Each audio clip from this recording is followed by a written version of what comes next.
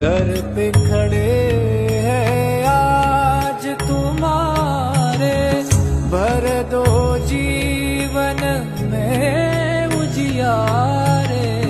आस में बैठे द्वार तुम्हारे, आस में बैठे द्वार तुम्हारे।